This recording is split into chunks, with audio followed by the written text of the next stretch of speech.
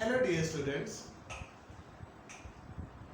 this video lecture is about the novel Goodbye Mr. Chips. We are recording this lecture for intermediate part 2 students. In this lecture we are going to discuss chapter number 3 of the novel, and overall this is lecture number 14. We will be reading the last paragraphs of chapter number 3 on page number 7. Are you with me? Let us read together. Open your books with me on page number 7 and we'll start with the second last paragraph. So there he lived at Mrs. Wickett's with his quiet enjoyments of reading and talking and remembering. These are the three main activities we see Mr. Chips involved in. Sometimes we see him reading and then talking and then remembering. He keeps on remembering his past, events, time.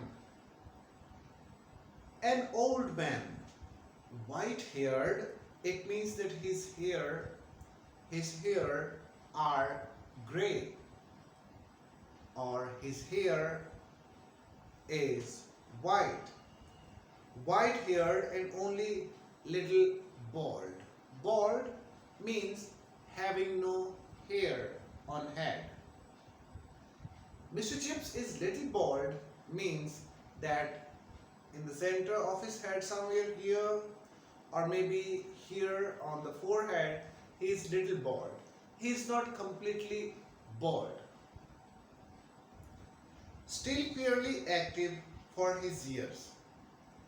This chunk of the sentence means that as compared to the other people of his age, Mr. Chips is quite active. Drinking tea, that's what we see in the previous chapter him doing. Receiving callers.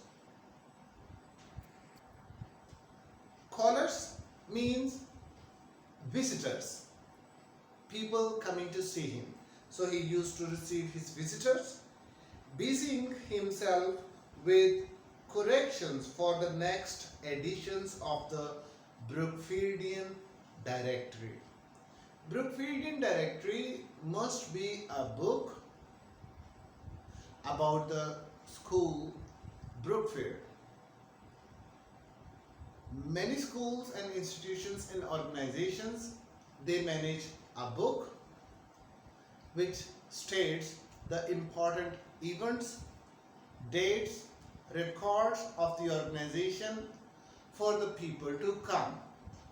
So as Mr. Chips is one of the oldest persons who is alive and he has much information about Brookfield, maybe that is the reason that he has been given the responsibility to write Brookfieldian Directory. So he keeps on correcting it. Writing his occasional letters, occasional, infrequent. Sometimes occasional letters in thin, spidery, but very legible script. Script means handwriting. Spidery means sloping, not straight. And legible means readable. It means Mr. Chips used to write letters to his friends or acquaintances or to his relatives in his writing, and his handwriting was readable and it was sloping. It was tilting on one side. He had new masters to take as well as new boys. This is what we saw recently, that Mr. Chips invited a group of new students at his home and he served them tea and cakes. So this is his routine, his habit whenever there are new students, whenever there are new teachers, he invites them for tea. There were two of them that autumn term, and as they were leaving after their visit, one of them commented, Mr. Chips invited two new teachers who joined Brookfield School in autumn term to take tea with him, and when they left the room, one of them commented, quite a character. The old boy, isn't he? He is appreciating Mr. Chips that he is a strange old man. He invites new people and takes tea with them, and he has interesting character and personality. All that fuss about mixing the tea. Fuss means excitement. Mr. Chips must have shown excitement or respect when he would have stood to mix tea for them. So it was strange for these teachers that some stranger, an old teacher, invites them for tea, and he gives them so much respect. He arranges tea for them, and this was strange for them. A typical bachelor. They both thought that Mr. Chips was a bachelor. He never got married. They must have seen him alone. Seeing him alone in the house, they might have thought that he must have stayed bachelor. He would not have married. If ever there was one, last small paragraph, which was oddly incorrect.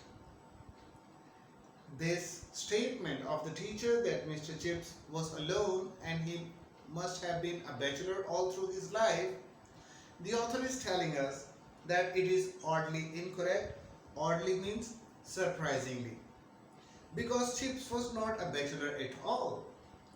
He had married, though it was so long ago that none of the staff at Brookfield could remember his wife. Mr. Chips married at some time in his age, but now at this time no one from the Brookfield remembers his wife.